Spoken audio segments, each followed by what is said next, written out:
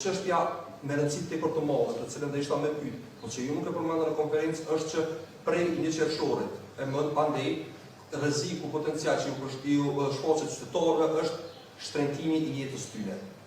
Çu sheshan Ministria e Ekonomisë sot. Po përritet në posta aty që ato bizneset ka shansa që nëse një shport ka kushtuar 500 euro më kushton 750. A është të përballueshme çka po më po me qytetarë e Kosovës, të cilët në fund të fundit kanë me supportë, shumë me largim nga puna nga biznesi, shumë me shpejtim të jetës së tyre. Stvari të çajlut për pak qetësi. Nuk po kuptoj pse jeni kaq nervoz dhe pa durim për këto çështje.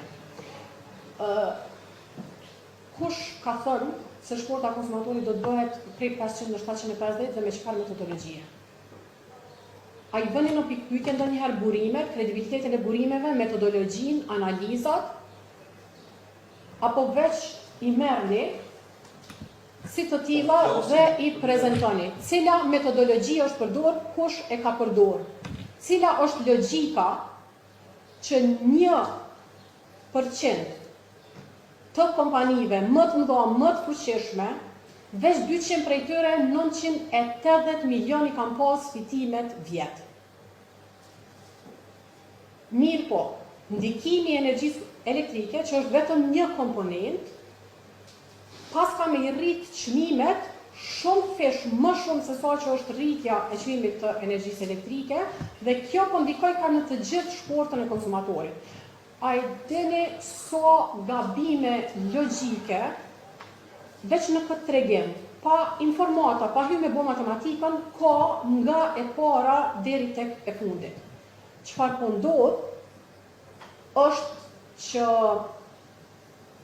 kompanit, po jo veç kompanit, dhe nuk po i përgjithsoj këtu të gjitha, mos më keq kuptoni, siç edhe thash më herët, mendoj që këta që janë të zëshëm, e që po e bëjnë këtë debat kinse në të mirë të publikut, në fakt e kanë për interesat të ngushta të disa kompanive.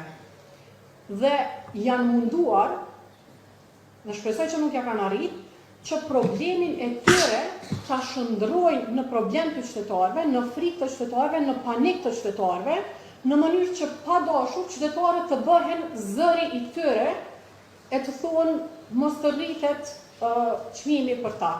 Ka pasur edhe analiza nga burime të pavarura që kanë folur për ndikimin e rritjes së çmimit të energjisë elektrike në inflacion.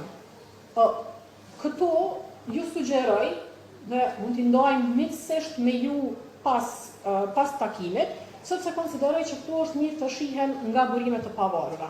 Sa i përket shtentimit për 15%, shtentimi ka ndodhur edhe në vitin 2022, prej 15%, mirë po nuk ka pasur inflacion. Është duke u shfrytzuar dhe mendoj që pikërisht fakti që këtë herë është liberalizimi i tregut në pyetje, pikërisht që po preken më shumë bizneset më të fuqishme, që kanë zë shumë më të fuqishëm, është duke u bërë e gjithë kjo zhurmë. Dhe po bëhet zhurmë më e madhe tash për liberalizim të 1% të kompanive, se so për rritje të tarifave për të gjithë qytetarët. Dhe në këtë temë po dua ta qartësoj edhe një gjë. Se Ota Ekonomike, që sot tentoi t'i bllokonte rrugët, po thot shtyjeni procesin dhe ne do të përgatitemi për një vit. Asnjë hap nuk janë gjendje ta thonë që e kanë bërë për t'i përgatitur bizneset për liberalizim të tregut për 8 vite që është shtyr.